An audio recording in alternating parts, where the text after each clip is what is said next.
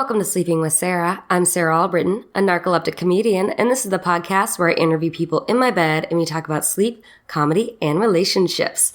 This week I had a friend of mine who's awesome, Mike Glazer, on the podcast. Mike, you might know him. He co-hosts the podcast Weed and Grub, which you can listen to on iTunes and wherever you get your podcasts. He also hosts this amazing monthly show / happening at the Hollywood Improv called Glazed, which is actually tonight, Thursday, November 21st. And it's usually the third or fourth week of the month at the Hollywood Improv around 10 p.m.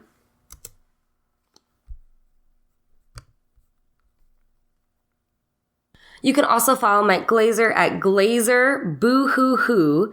That's GLAZERBOOHOOHOO on Instagram.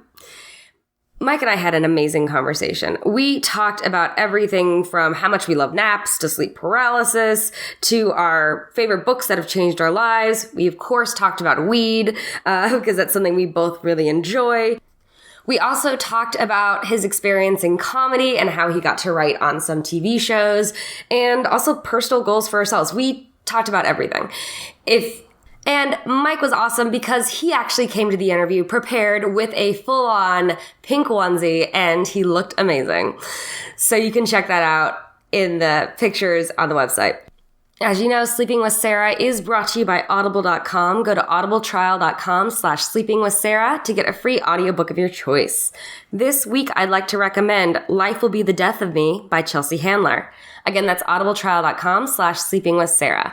If you want to find out more what's going on with me, you can follow me on Instagram and on Twitter at Sarah Albritton. I also run the monthly show Wild and Weird Comedy. That's the second Sunday of every month at Bar Lubitsch in West Hollywood.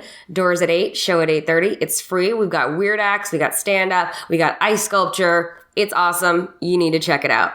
Anyways, I'm so excited to share this awesome conversation with Mike Glazer. So let's get started with the show. Sleeping with Sarah.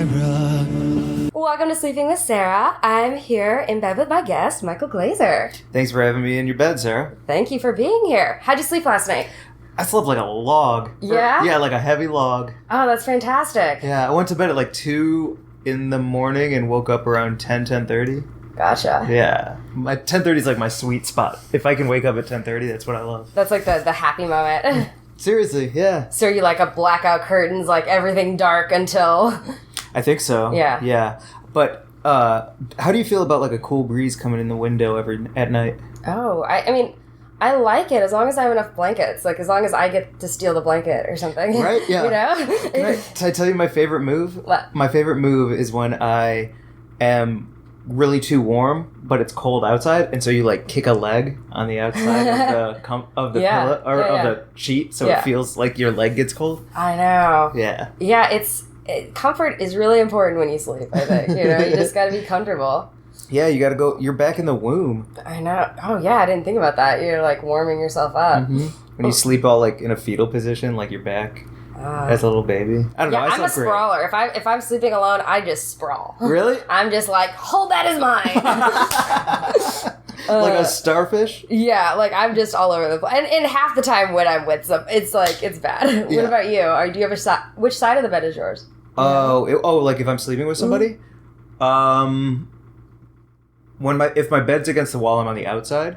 And if my bed's in the middle of a room like this one is, I think I'm on this side. Okay. Yeah, what do you say, stage right? Yeah. yeah, stage right. Yeah. Yeah, I've had some weird answers, and they're like, whichever one's closest to the door. What? Oh, to like dip out? No, I think just maybe fear if like something happened, like a fire or something. I don't know. Oh. Or maybe a fear of commitment. Probably. It's LA. Fear of commitment. Yeah. Like, so what you're really asking is like, maybe that's what it is. It's like if you like to sleep near the door, you ghost more? Maybe. I don't know. Yeah. How did you sleep? I had a later night. I ended up going out with some people, and it was like a really fun time. But I got home way later than usual. I got home at like 4:30, something like that. You know, and not like, you know, it wasn't like anyone I'm seeing. It was just like hanging out with comics and like just getting late night food and stuff. It was fun. Nice. Yeah. So then did you sleep at all? Oh, yeah, I slept. I just slept not nearly as much as I usually do. And I had stuff to do today, so I was like, I can do a nap later. It's going to be fine. Yeah. I love napping. What's your perfect nap amount of time? My time is so different than normal people's because I can go straight to REM when I sleep. What? Yeah, so I have narcolepsy. It's part of the whole sleeping thing. And so part of it is I'm missing a chemical in my brain. And it's called orexin or hypercretin, and like that makes, and I basically go almost straight to REM. They do a sleep test. They did one when I was first diagnosed when I was like 16, and I think one of the times they turn the lights out. They keep waking you up, and they keep you up for 15 minutes, and then they turn the lights out. And one time within less than 30 seconds, I was in REM of them turning the lights out. Whoa. Yeah. So I dream a lot more than, like, I could fall asleep right now. And let's say I'm asleep for 2 minutes, but I could have dreams that last for hours or even days in those 2 minutes. So your sense of time my sense of time is very different than yours. Yeah, I've kind of defined my own terms: dream time versus awake time, right? Because it's very different, and I'm disoriented when I first wake up, and sometimes I hallucinate and other things like that. Would you rather? I don't know if it's debilitating, but I would much rather have like these amazing dreams for what feels like hours than ever be in reality. I know, but that's the scary thing, because if I'm ever going through like a sad time, like I just want to sleep and escape life and like be, because sometimes I'm other people in my dreams and I'm not myself, and sometimes and then the times you get to lucid dream and stuff. So when I've been sad or depressed, I just don't take my medicine and I sleep all day, and that's not a good thing. That is not good. But I've been pretty happy since moving to LA, so it's not a problem here. But, congrats. Yeah. Wow. So were you just falling over asleep until they diagnosed you and they figured it out? For 2 years, I didn't know. I couldn't stay awake. It's highly misdiagnosed. Like 99% of pediatricians misdiagnose it.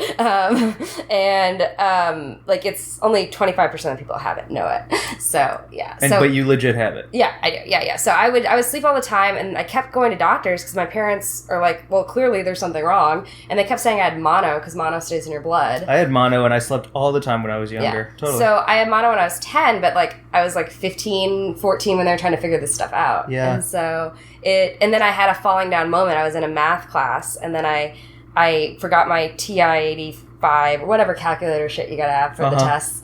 And then I went up and somebody said something that surprised me, and then I had a cataplexy and fell down, and they thought I fainted. So then we went to a neurologist, and then he knew right away what it was. It's just the right doctor. If you just go to the right doctor, then they'll be able to tell you exactly what's wrong. Jeez. For 2 years. That's unbelievable. Yeah, it's but I'm really lucky because I got diagnosed early enough that I could figure it out, and by the time I went to college, I was on the right medication schedule and was able to live a pretty independent adult life, like away from home. Yeah, so. Yeah. And now, when you sleep, do you have to take a medicine or something to fall asleep? I take medicine. Well, if I don't, as long as I haven't had alcohol, so I can't mix with alcohol. So I take medicine at night to help regulate some of the stuff. So I don't always hallucinate. Sleep paralysis I had a lot, which is terrifying. I've never had it, but I can't think of anything scarier. I would have it like many, many times a day. The reason I still did alright in high school is I did that in class and I could hear what was going on. Yeah. And then I'd wake up and like scream, and people were like, who is this freak? I probably would have been one of those people like, yo, Sarah needs to like stop this. I don't know what's happening with her, but it is like, yeah. What were you like in high school? Fine. Yeah. Reasonable. I got along with everybody. And the sleep paralysis thing, just to talk about for a second, is like, I have like unsubstantiated fears of being like buried alive or being in like tight spaces. Like I really don't like being in tight spaces. It's like, you know, I'll manifest too many fears. No, elevators. I'm chilling. It's legit. Like if I feel trapped and squeezed at all, I really can't be like squeezed. Gotcha. And so I can't imagine sleep paralysis. Like I feel like it would give me a real life heart attack. Well, it's very scary because you can't talk, you can't move your body, and then I usually have hallucinations on top of it. So I'd hallucinate like a spider crawling on my leg, or like a figure in the corner, or somebody coming in the door. Why is our minds against us so much? I don't know. Crazy. There's a book called Johnny Got His Gun, I think, by Dalton Trumbo, and the whole thing is about a guy who was in the war and he lost his arms, his legs, his face was blown off, everything, but his mind was still working. So he was just like trapped in bed, like this with a stable, brilliant, vivid mind, but no way to communicate and nothing to do. And it was harrowing because That's you're just so heartbreaking. stuck. Like, because you have all these ideas and just to not be able to share them. Right? Yeah. Yeah. Well, I'm glad you're good now. Yeah, like, I mean, the medicine's, like, pretty balanced, and I've been able to handle that for a while, but there's still random things that, like, you know, come up that my friends and people I date have to deal with, so Sure. it's just, like, waking up in the middle of the night and shouting or multiple times. Yeah. I have to be with heavy sleepers, basically. Yeah. I always start by falling asleep on my stomach, and by the time I wake up, I'm on my back. Your stomach? Yeah, I'm a stomach sleeper. Like, I pull one of these, you know, and tuck the arms tight under the pillow, and then I end up waking up and I'm always on my back. Interesting. Yeah, I don't know what it means, but maybe there's a sleep study about positions. Possibly. Do you have any weird sleep stuff? Do you, like, I guess you sleep pretty well, right? So I sleep good. I love sleep. Well, like, I like pillow options because I think it's very important that I consistently have a cool pillow to rotate to. Oh, I love that. I used to use that phrase, like, cool, instead of, like, cool as a cucumber, cool as the other side of the pillow. Like, I love that. Yeah. So, like, I like to have, like, 3 or 4 pillows at all times so I can rotate them out throughout the night so that I always have a cool one on the face. That's nice. So you're a guy that has a lot. I feel like I had a lot of pillows, but I like... Yeah, these are great, but they're all different sizes. Like, I like your size options. Yeah. These are good. Yeah. So, yeah, I'm a deep sleeper. My parents thought I slept too much growing up because I would just come home, pass the fuck out, wake up, eat dinner, do homework, and then go back to bed. I'd rather be asleep than awake, I think, a majority of my time. Yeah. Yeah. I don't know. I like my mind more sometimes when I'm sleeping. Interesting. Yeah. Well, I think we do need to rest more, and I feel like society doesn't let us do it that much. Yeah. So. Yeah, that is a good point. Oh, what up, Rue? Rue's like, you guys are having a party. My roommate's dog is like, you guys are having a party in here. She'll just immediately jump on the bed and, like, knock everything over. So, like, unfortunately, she has to stay out there. Yeah.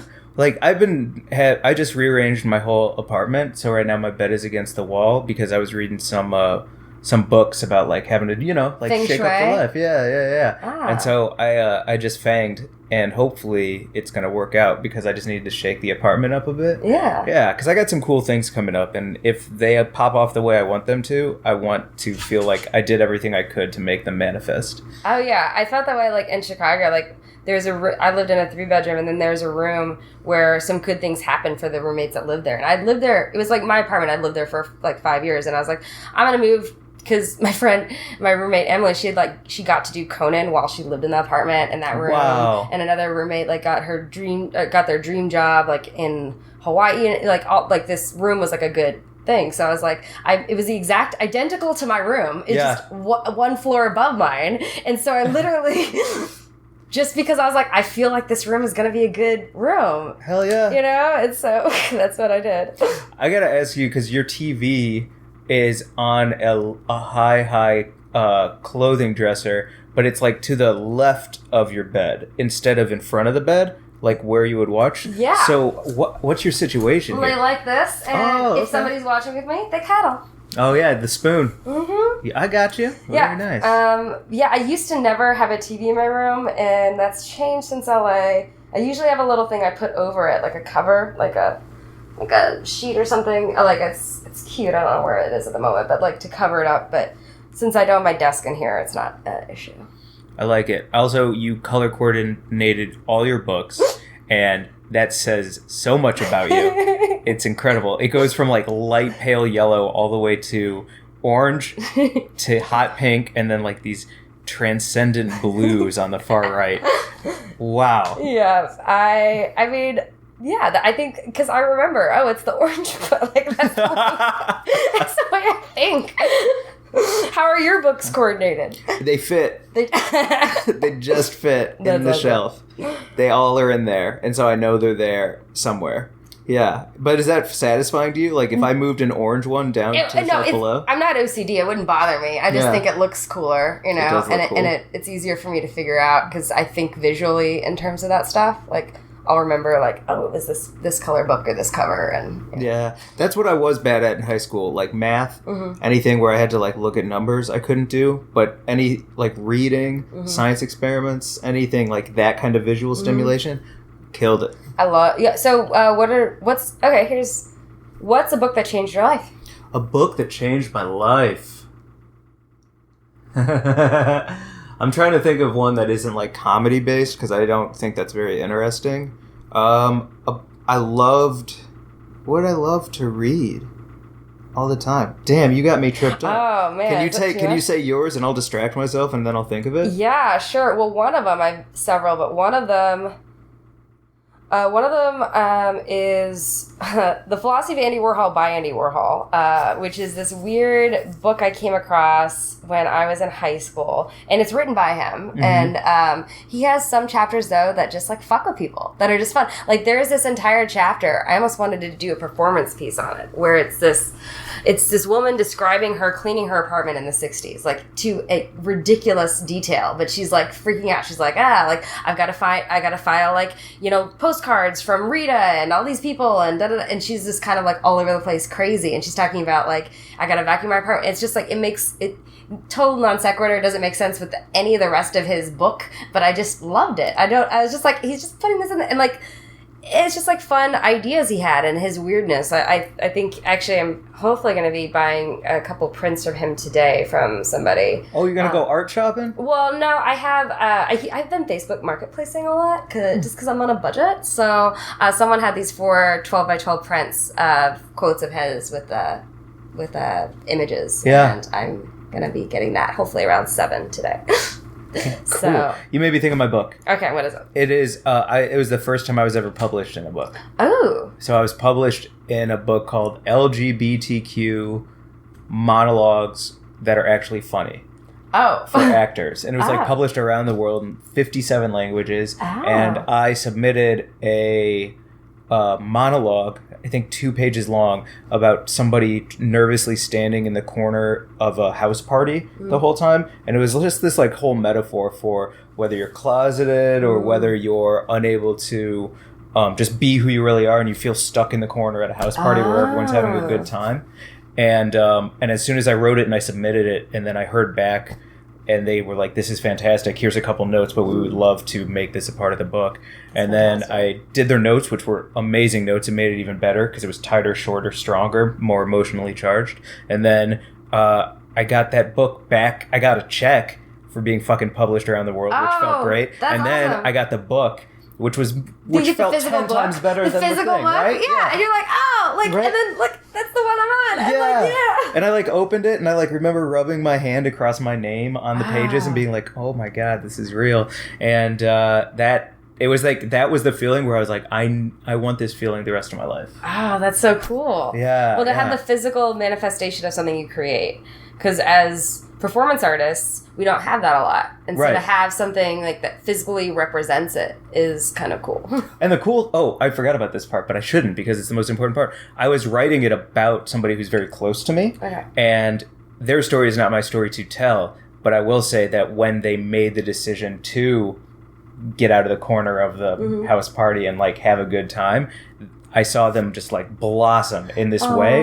And so it felt really cool for me to kind of write about them, put myself in their shoes and write about them, and then write about the party itself, and then see them become a part of the party and like feel like I'm never going to write that thing again. Yeah. You know, it's done. Like that piece of art is done. How old were you when you did that? I wrote that. I'd just gotten out of college, so I must have been like around 25 maybe. Okay. Something like that. Yeah. It was like, because I got published a lot in college for like college news and everything. It wasn't the same feeling, but I was kind of like, oh, I'm a pretty good writer out of, if they keep picking me over everybody else at this school. And then I started to get more serious about it in Chicago. And I think, right around 25 is when that got published. Okay. And it's still like one of those things where I'm like, I'm in a book. You know? Yeah. It's cool. Like, no one can take that away from you. That's dope. You know? Yeah, like unless they burn the book or something. Unless the book becomes banned. Yeah, like, which very well may no more monologue books ever. Oh, you think it's banned because of monologues and not because it's LGBT? Yeah. That's so funny. That's immediately what I thought of. They're like, no more acting, no more art. It has nothing to do with...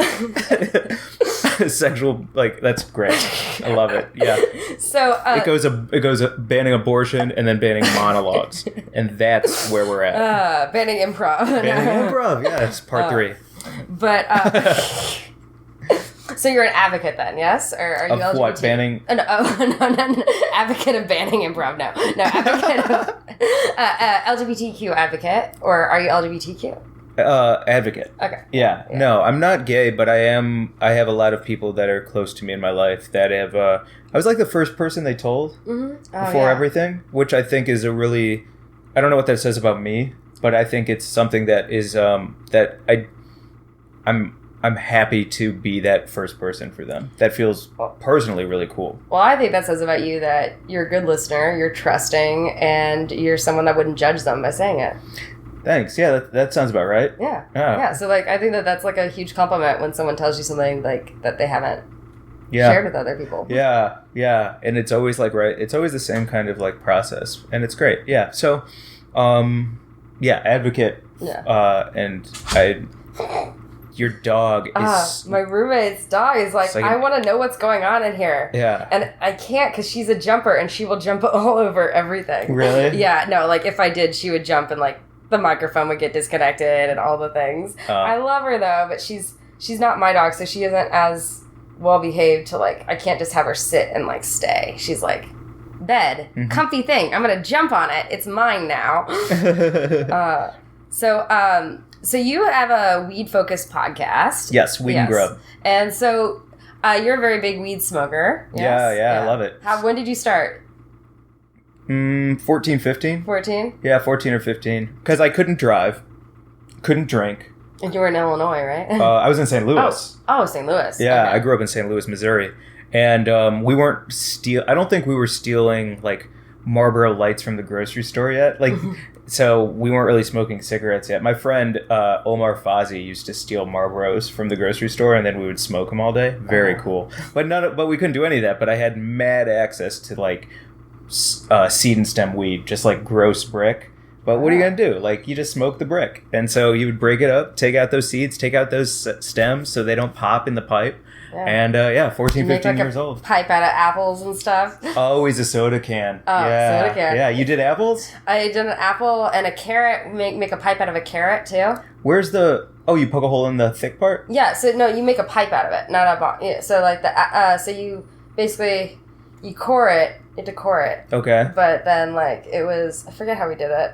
Isn't that so funny when it's like that sounds easier than just like going to buy a pipe? Oh my god. And now that's legal, and it's going to be legal in Illinois, it seems like, so that's dope. I love being where weed is legal. It's so awesome. Well, hopefully it'll be legal a lot of places, and then we can get a lot of people out of prison who've been sitting there for a long time.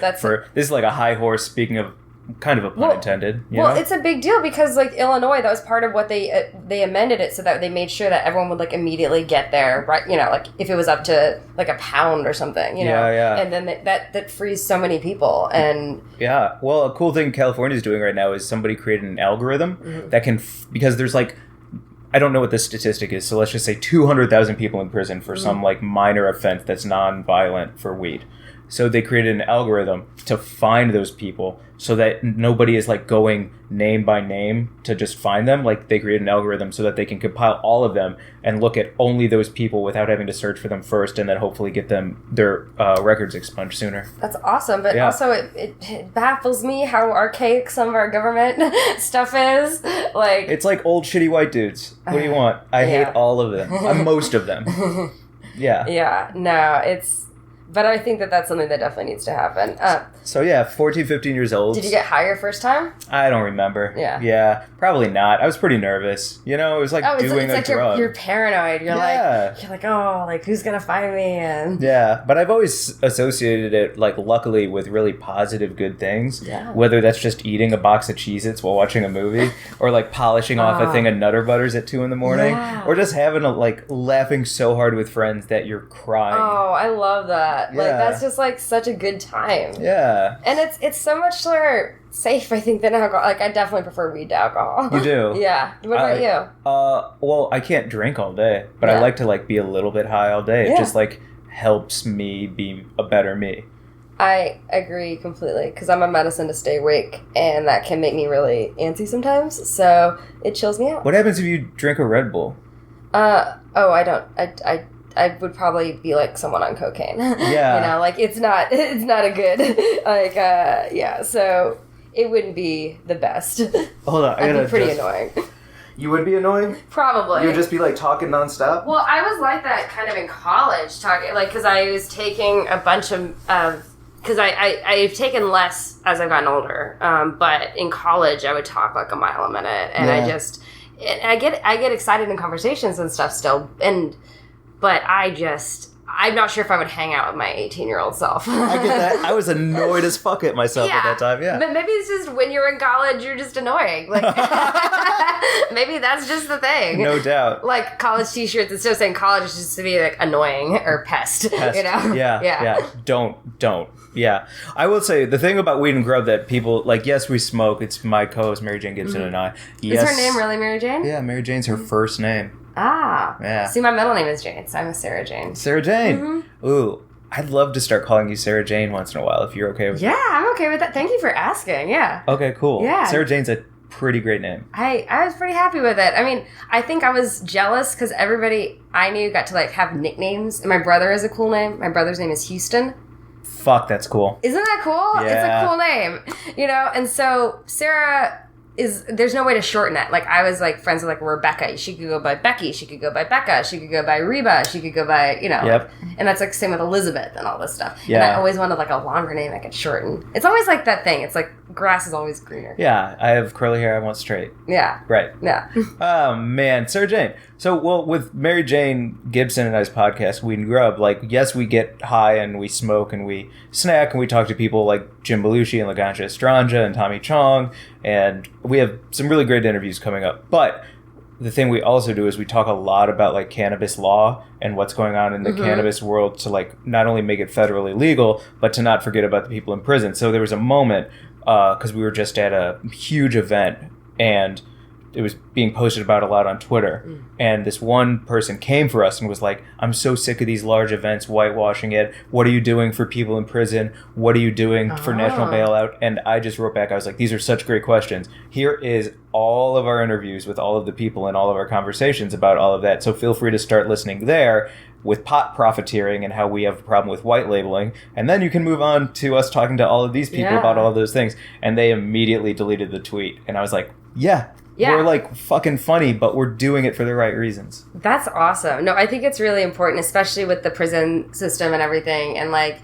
how many more people will be out, you know, once all that, once it's legal. And how much money the government and everything saves, you know? It's great, yeah. Denver just made, in March, $142 million in dispensary sales. Highest of all time. And they put that money back into, like, education, the homeless problem. Actually, I heard that in the most recent one you guys were talking about. Oh, thanks for listening. Yeah, the Masturbation Day one. Yeah, it was International Masturbation Day. Speaking of being in bed all day long, people were like, yo, that's an all-day thing every day. It's not just one day for me. Yeah, the masturbation episode. That's so funny. Sorry, that's immediately what I thought of. I was like, oh yeah, because she brings up that. She's like, yeah, we talk about weed, but we also talk about sex and all the other things. It's just, you talk about life. It's true. I just love that we were just like, and we have to free pot prisoners. And you're like, oh yeah, that was on the masturbation episode. Yeah. I remember that. You know what? I'm a sexual person. I have a podcast in my bed. Surprise. You know what I mean? Exactly. Yeah. I mean, sex is tight. Do you have any weed you recommend for any listeners that would want to smoke weed before sex? Yeah. Well, you know, we just interviewed this company called Foria. And depending on how sexual you are, they do anal suppositories. Oh. And it's not going to get your body super high, but it does, like, it'll give you that relaxed kind of mood. So depending on, like, what kind of foreplay you're into, you can do something like a little bullet for an anal suppository from Foria, or you could just, like, smoke a fucking joint next to them. How nice is that? Exactly. But I've also heard about, like, the weed lube and, like, other things. I've used that. It's great. Yeah. Yeah, weed lube is awesome. I mean, I think I'd be afraid for the dude that it wouldn't, you know, like... Make his balls fall asleep? No, it might just, like, make the penis fall asleep, basically. Like I'm just doing that. Podcasts don't know. I'm just, like, doing this up and down motion with my hand. It's, like, up, ready to go, and then it's like, nah, too relaxed. I love the idea that it falls asleep. That's so funny. I just think of everything in terms of being awake and being asleep. Yeah, whiskey and weed lube makes your dick fall asleep. No, weed lube's great, and also it's. I mean, I don't know. It feels great for your partner. It has definitely made me feel really great, and like a nice. If I was to recommend anything, I would say like a nice little hybrid joint, because then you get a little body high, a little head high, but also that. Like, you don't get so high that you're gonna fall asleep. Yeah, or you're stuck in your own head while you're trying to, like, have sex. That's which, good. I don't know. I can't smoke a sativa before sex because then I'm trapped in my fucking head the whole time. Like, is this good? Am I doing the right motion? Yeah. She's not looking at what do I do? Yeah. What a nightmare. So, yeah, I highly unrecommend a sativa. So I want to transition from talking about weed to comedy stuff, because we met in Chicago, because we met again in LA, and then we realized we were already Facebook friends, and I still don't know if we were. I don't know if we were on a show. Did you work at the Museum of Science and Industry at all? No, I didn't. There were so many people who did, right? Yeah. Yeah. And you know Joel, and I've known Joel for a while. Really? Yeah. And last night we were trying to figure out how we knew each other.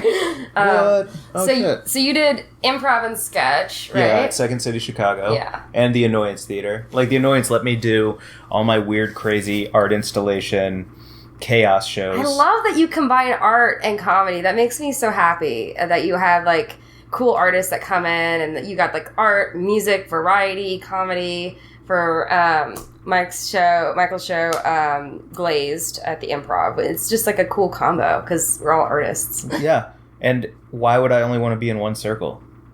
I want to meet all the most talented people in all of the circles and be their friend. I want to be friends with the most talented people I can in every area. Yeah. And also, those are the people that I want to, like, bring to other circles so that you know them as well. That's the most important part of it. It's like, it's one thing for me to know, like, a famous street artist like Cram, but it's another thing to be able to, like, be like, hey, have you heard of Cram? Oh, you haven't, because you are in ballet and maybe you aren't into street art, but maybe this art will speak to you. And then maybe y'all collab on something, and then he's painting this huge mural in Barcelona, and then you're, like, doing ballet in front of it. What a dream. Oh my God, that's amazing. Yeah. That's a really cool, like... Yeah, it's a really cool example. Yeah, I was more involved in, like, music and stuff in the music scene in Chicago, and I've been trying to do more, like, you know, because it's hard to see music happens at the same time as comedy. Totally. So, but I have really enjoyed Sofitel Monday nights. The jazz night there is awesome. Have you been there yet? Not yet. I'll go with you. Yeah, it's like, it's a late night thing. It goes until like 1:45, but like it is an amazing jazz night where they have like the craziest people, like Grammy winners, like popping in, and just like it's like the most awesome like improvised like long jazz night ever. Yeah. It's really fun. So Chicago, let's go back to, so you said Chicago, you started at Second City and started writing more with that, and then how did you transition into stand-up? Because I was tired of trying to schedule 10 other improvisers for one rehearsal and then do one show that they could all also make, and then there's no leader because everybody doesn't want to be the leader but wants to be the leader at the same time, and I was just over it when I could just do it myself. I wonder if it's the whole team mentality, like, oh, we're such a team, we're all like on the same plane, nobody wanted to be the yeah, exactly. And I don't know, this is gonna be rude, but like I really like my ideas, and if I can write them down or go on stage and perform them and they work, then I just have to keep showing up for myself, and I like that kind of self-sufficiency. Well, I think that's a good point, and I don't think you should feel weird about saying that. Like, well, it's just like what like your ideas. Yeah, but like the flip of that is like, Sarah, you're ruining my ideas in every scene. Please stop walking on and ruining my, like, do you know what I mean? Like, that's the flip of it that can be, like, construed from that. And that's not what I mean, but that's definitely in there. Yeah. You know? Like, yeah, quit walking on. We're doing fine. And you've had a few writing jobs out here, right? Or yeah. Yeah. Well, and again, that's because of, like, self-sufficiency. Like, stand-up, learning how to write for myself, learning who I am as a performer. And I think I've learned that more through stand-up than I ever did through improv. Because in improv, I would love to say, like, one line or be a supporting player to somebody who's, like, great at characters. Yeah. Because I'm really quick-witted, and I'll always be there to, like, support and make everyone look good. I was more of a supporter as well. And And I think with stand-up, I just became a much better... Even though I'd gone through, like, the Second City writing stuff, once I started doing stand-up, I just became a much better writer. Totally. So much of a better writer. Versus improvisers, you're just out there, you're like, oh, I think I'll probably say something funny tonight, you know? Like, we're all in this good, goofy mood. Yeah, exactly. I think that's why we are both really good hosts, too. Yeah. Like, we can do crowd work that makes the crowd look really good. Yeah. We don't have to shit on them. But also, like, we're able to improvise with anybody. Yeah, I just prefer stand-up. Yeah, I like stand-up a lot. I mean, improv I think was good as a starter because I'm not sure if I ever would have jumped right into stand-up. So, like, doing improv and sketch and then, like, slowly... And then I did solo characters and then I did stand-up. So mine was very transitional. And now I love hosting, I think, more than anything. Like, if I could do crowd warm-up for a sitcom or like a TV show, I think I would crush at that. I think I would thrive because I would be positive enough that the crowd would feel good and want to have a great time, but I would also be funny enough and dark enough that I'd still be doing my job.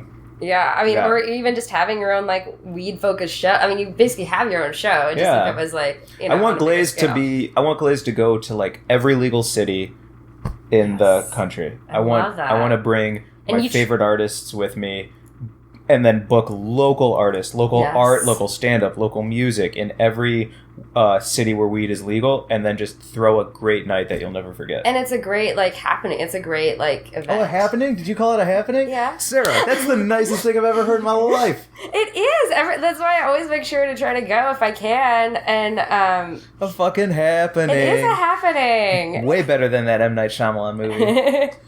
Never saw that, but... Of course. Yeah. I don't know why I would... why would I punch down on M. Night Shyamalan? Because you said something really nice about my show.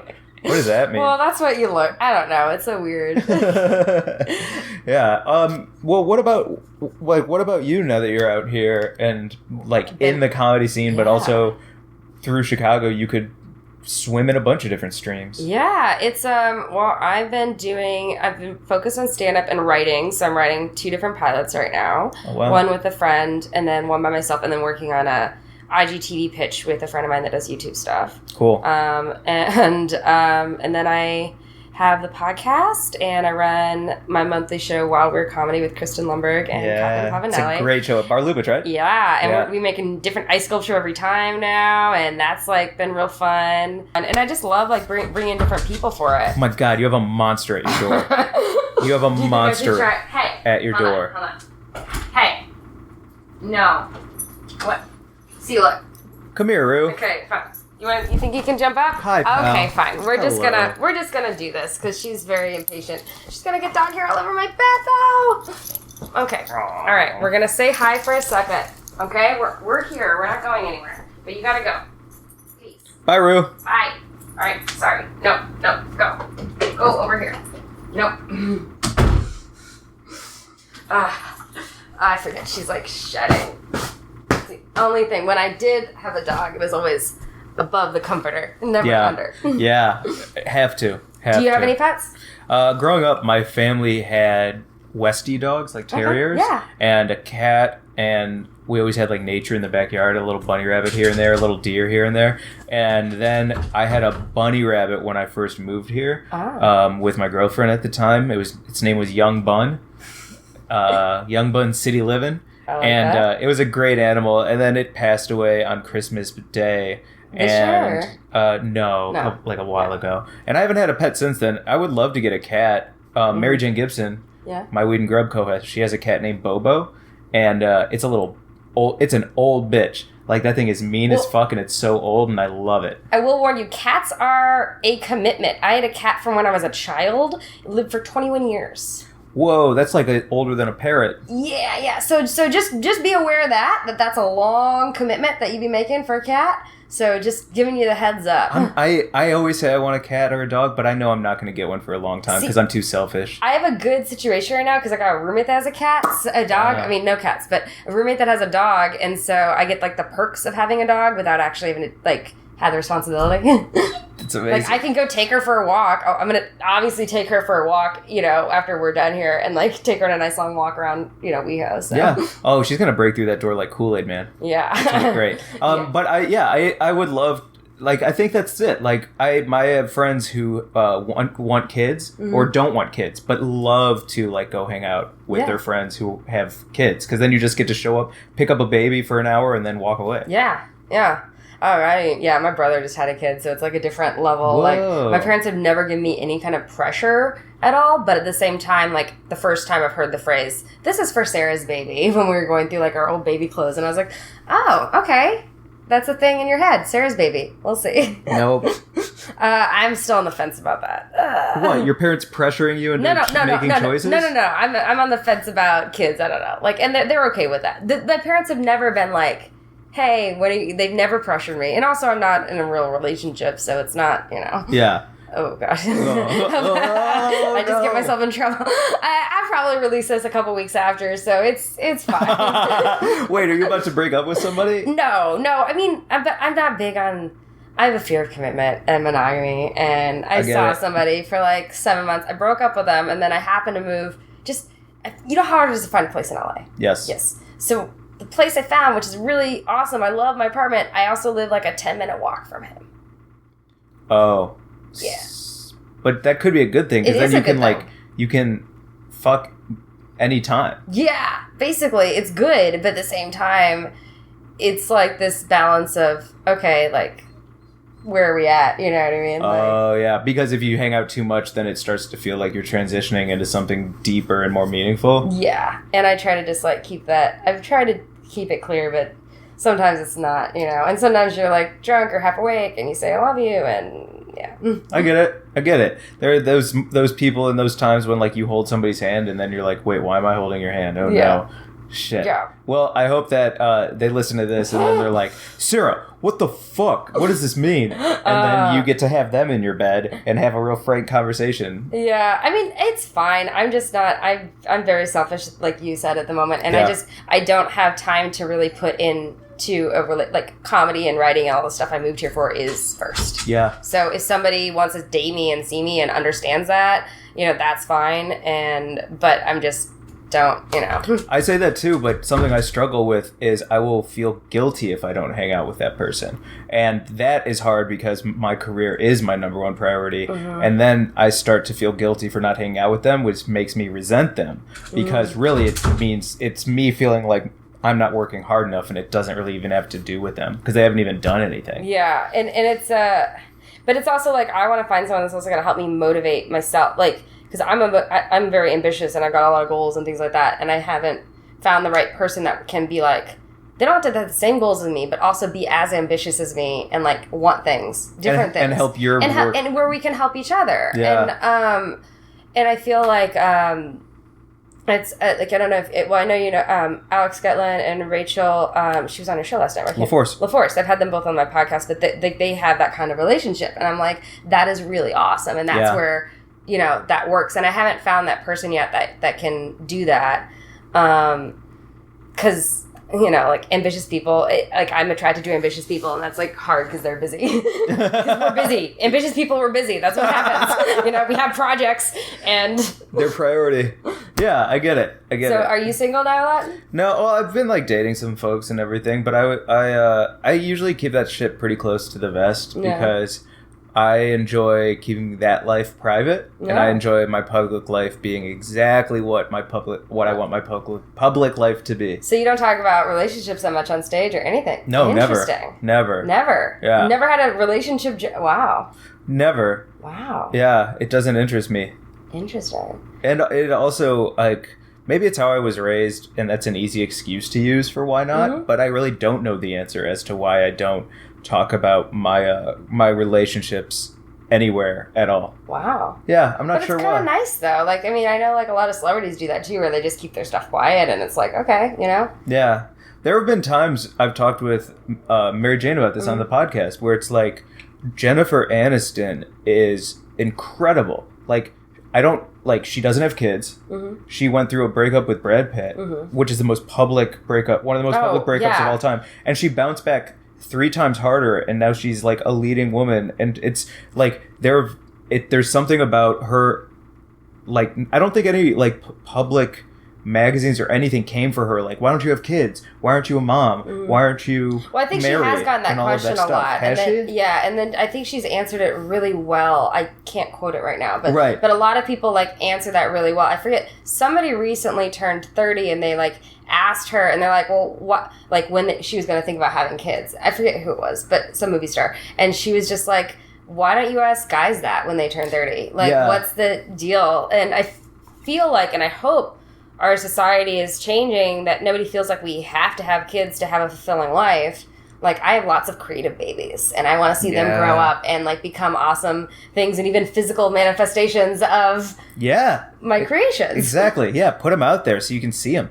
But I think that's, like, that kind of a thing where her ability to navigate show business in a career and a successful one, and plus she's fucking talented as fuck. Yeah. But like there's something to me about like keeping all that stuff really close to the vest that is important so that it just doesn't become. I don't want that to become a part of my career. Yeah. I don't think it's interesting, and I don't want to deal with that. Yeah, and also the drama with that, and that's like kind of the same way I've been. Like, I've dated comics but kept it like super quiet and nobody knows, you know, like, and that's the thing, it's nobody, you know, but I do still do jokes, so that's the thing. That's what I was going to ask you. This is where we differ. Great. I do still do jokes, but they're vague enough that nobody knows who they are.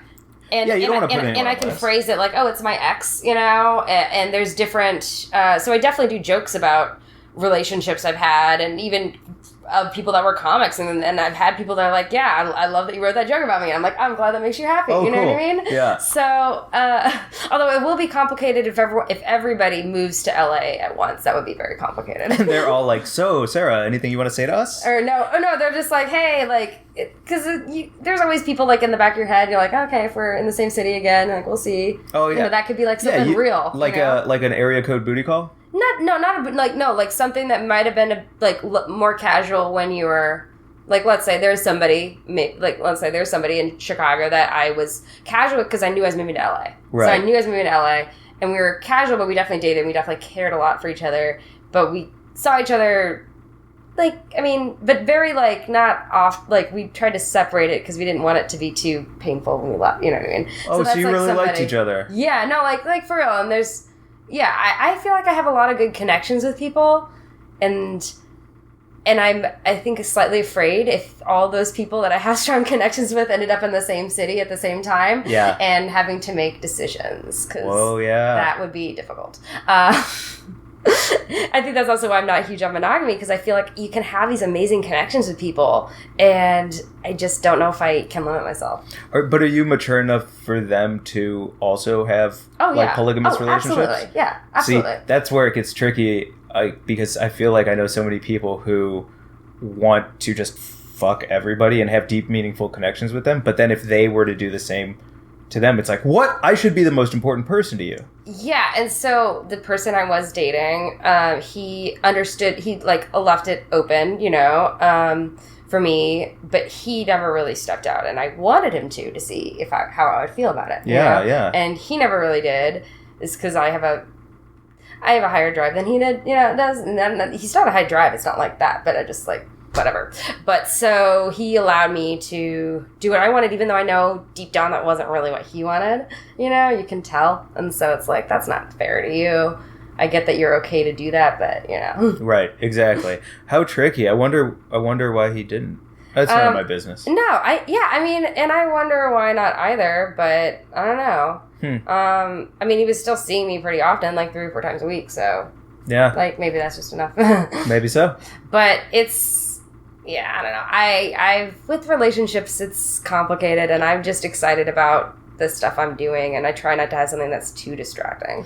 Totally, but I also think it sounds like you also have very frank conversations with people, and it wasn't until I was like leaving Chicago, right around the time I was assistant directing the main stage show at Second City, that I really, the 100th main stage review. So it was like Tim Baltz and Holly Loren, Mary Sohn. Oh, that's great. Steve Waltine, Katie Rich, Edgar Blackman. Oh, hell yeah. And it wasn't until then that I really started just to be open and just straight up honest with people, like look them in the eye and tell them how I feel or what I want or what my expectations are. And it was because of working at Second City where day one of main stage, you the director, Matt Hovde, laid out his expectations to the cast. He was like, this is what I expect for this review. This is what I want. And then everyone went around and laid out their expectations. And I was like, that's such a life lesson to lay out your expectations for who you are, not only in a relationship, but for your career, but with like your mom and dad or your sibling, like everybody. And just like sitting in that main stage room at Second City gave me like life tools that I still use to this day about like laying out what I want in life. I wish I had discovered it in the way you did. I ended up hurting somebody because of a miscommunication. And since then I was like, all right, we're going to be up front. I'm going to be like, hey, this is what's going on. Comedy comes first. You can't bitch about it if you want to be with me. And I'm not big on monogamy, but that means that you can do what you want. Just be safe. Yeah. And, like, that's the way it is, you know? And, you know, I don't know. I don't know what else to say. Like, I try to be very upfront. And like, to be honest, like, I think about if I had to go on tour for 2 months or if I was filming a movie or something,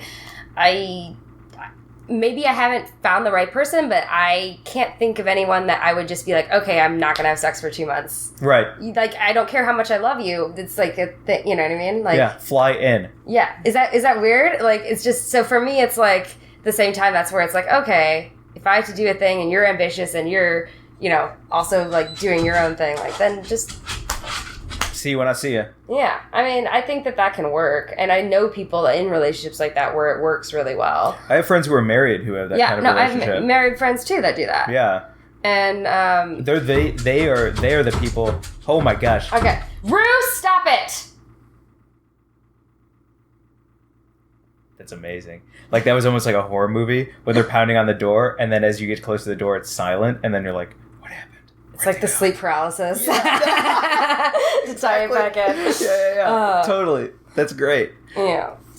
So let's see, what else? So you did 80, and then what kind of writing stuff have you done out here? What you asked me about all the different things I was juggling. What kind of stuff are you juggling? Sure. Like, one of the first jobs I got out here was working as a PA on the Late Late Show with Craig Ferguson when it was all the guest hosts. Nice. And so as a PA, because we all knew we were getting fired as soon as James Corden took over. Oh, you all knew? Yeah, well, because as James Corden should, and I would do the same thing, you want to start fresh with a new team and build up. You don't want any residual stuff. Yeah, you know? And then also, like, that's not how we did it. Yeah, none of that shit. You want everyone to build a community together. So we all knew we were getting fired after that last episode. And because of that, they let me submit jokes for Monologue. I was performing in all these sketches where I was, like, playing a ketchup bottle, getting the shit kicked out of me by David Cross, Jimmy Kimmel, and John Krasinski. That's so awesome! Yeah, and I'm getting monologue jokes on the air. Consistently, and so that led to the writers, once they had locked in their other jobs, once they were fired, giving me packets through their managers and agents for me to try and do it because they knew I was a pretty good writer, and that led to a lot of my packet being bought by Billy on the Street, and I used that to get a manager, and since then I've gotten to write Punch Up for a ton of different shows. That's awesome. And wrote for HBO's Night of Too Many Stars and Fuse, and like a lot of jokes, a lot of punch up, a lot of like field pieces. You like and segments. late night styles, the kind of writing you like to do. So that's not pilots, but late night, yeah. Pilots, I'm working on pilots right now because it's a skill that I want to kill because I'm really good in the room at coming up with jokes and like bits, but I really want to get I want to be able to write better from a character emotional point of view because I come at things from jokes. Yeah. I think for me it's like I have good ideas for concepts and trying to get it all together and like doing the dialogue. Like I like to improvise out the dialogue with somebody else. Like, you know, so it just, so I like at least having a sounding board. So I like writing with other people and collaborating. But yeah, that's really awesome. And my dream for late night, when I first moved here, I would DVR every late night show and then wake up the next day and watch every single late night show's monologue and then whether it was a field piece, set piece, desk piece, whatever it is, and I would take notes on all of them. And then I would go to my computer after taking notes on every single show and then take headlines that I find and sit there to try and write 30 jokes of my own and then see if any of my jokes were similar, good enough, better, different than what was making it on air. And that way, it's the only way I could get better. Fantastic exercise. Because that's my dream, is to write for, I just want to write for late night. That's awesome. Yeah. Or make your own show. I would love to, the more I'm hosting Glazed and the more popular it's getting and selling out and having these great guests on it, the more I'm like, I think I could host a show. Yeah. I think I could host a TV show. Yeah, Yeah. I think you totally could. You used to do the podcast, so you could host a TV show that's kind of like, A little weed. Yeah, weed TV show, like where you maybe you make a treat, out of your weed butter and things like that. Hell yes. You serve everyone a little treat, Yes. You let it sit in for a second, or you give the audience everything, and then at a certain moment in the show, you have weird shit happen.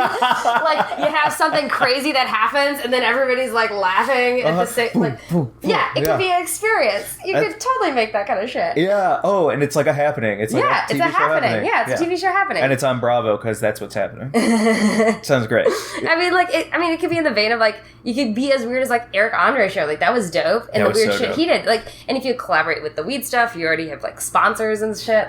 You could totally do something fun like that. Okay. Please write on it. Yeah, I'd love to. Great. Yeah. Right now I'm in a little bit of because I'm not a member of the WGA. I don't know if you are, but I'm not. And so because of the whole fight with the management, it is like this. But I have, since I moved here, I did get to submit a packet that I know got read for Conan, so that was cool.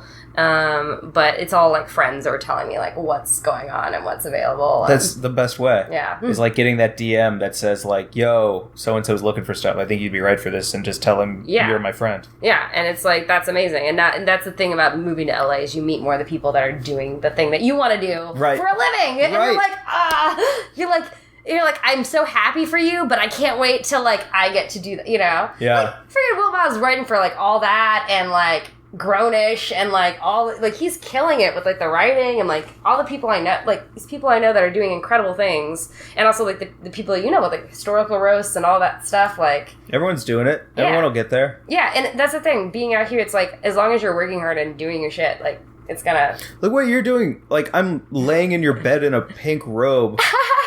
Being filmed and recorded. Look at what you created. I know. And I thought I said this as a joke. I was saying, I was yeah, because everyone was doing a podcast about something. I was yeah, I'll do a podcast. I'll interview people in my bed. And then, and I said it, I was saying it as a joke for 6 months and not on stage, just talking with friends. And then my roommate at the time, who writes for Hassan Minaj's show now. Oh, Patriot Act. Yeah, she writes for Patriot Act. Emily Galati. She's Sarah, people will do the podcast. Just do it and call it Sleeping with Sarah. And that's how it and I was like, all right, I'm going to get out of my comfort zone. And you are probably number, I think, the 94th or so person. Do you call your guests partners?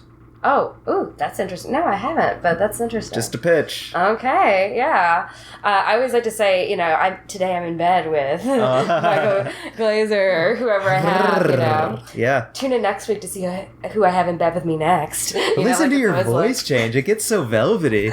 Oh my God. I can do voiceover, but yeah, I get I don't know. It's what sells. It's this episode is brought to you by Satin Sheets. I would love to get some of that stuff. Yeah. I wanted to get to the point where I never had to pay for a mattress ever. That would be the shit. That's the one thing. Was it Casper Mattresses? Yeah, they didn't sponsor in Illinois, so I still have a mattress from Chicago. I mailed my mattress. That's the only piece of furniture I kept. Really? I mailed my mattress. Damn. Well, it's also this embodiment.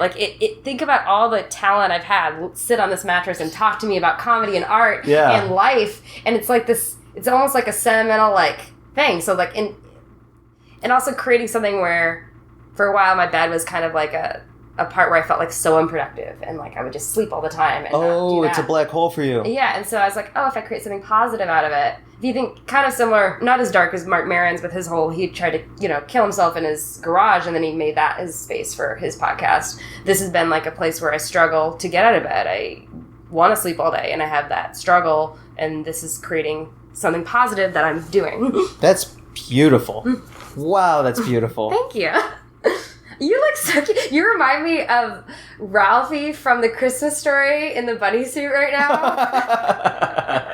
I feel very comfortable. No, it's so cute. It's bright pink. You'll see the picture on the podcast link, but it's you look so cute with the you look like you're just in a comfy bunny suit. Yeah, I was I didn't know what to expect when I came here, and now I got my fucking hood up and robe on. I'm feeling fine. What do people do for your podcast? Do you get high with your guests before the podcast? No pressure. No pressure. No, we'd rather talk to you and have a really good time than make you feel weird. Oh, yeah. Yeah. So it's not getting dug with high or anything, right? No, nothing like that. And also, I mean, it was like a testament last night. Like, we were all smoking weed after Glaze. Everybody poured out of the theater, feeling really good. It was a very successful night. We're all sitting around smoking joints, and the joint would come to a couple people in our circle, and they were like, nah, I'm right where I want to be. And everyone's like, great. That's the whole point, is to get where you need to be or want to be. And that's exactly what I like more about weed versus alcohol, because when people are drunk, they're like, hey, do another shot, do another thing. It's never like, are you on a good level? It's never like checking in. And with weed, you're so much more aware. Yeah. The whole point is to like enjoy or like not have pain. Or whatever it is. I never thought about how it's like, one more shot. Blah. Yeah, or like people don't want to drink alone. Like, I don't want to drink alone. Come with me. It's like, no one's ever like that. I mean, I like to be around people when I smoke sometimes, but sometimes I feel like just eat an edible and watch a cartoon. Yeah, right? Like, and then face this way and tuck in like that. You know what? Yeah. I watched Ace Ventura: Pet Detective 2. Oh wow! Yes. So funny. Yeah. Right. So funny. The fucking rhino scene. Yes. Exactly. That's why I watched it. I was like, I thought about that rhino scene for the first time in like a decade. And I was like, oh, I don't have plans at this time. I'm gonna just do this. That's awesome. That's what it's all about. Yeah. Hell yeah. Well, as we're winding on the podcast, and I know we talked about sleep a little earlier, I always ask people, like, what your dreams are for your future.